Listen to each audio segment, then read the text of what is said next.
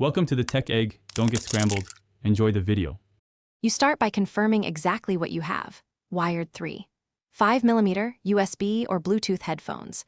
Once done, make sure your PS5 is updated so drivers and Bluetooth stack are current. Plug or pair from the controller, not the console, for most headsets, so have the DualSense charged and ready.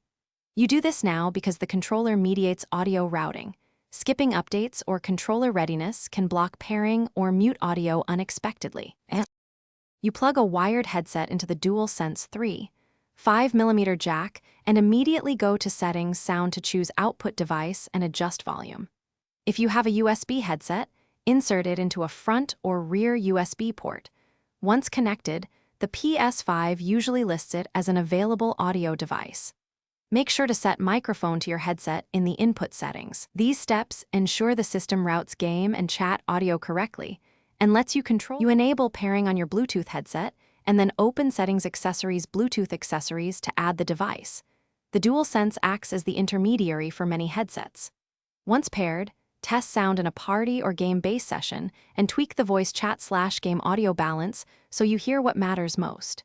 If the PS5 doesn't recognize the headset, restart the console, then repair.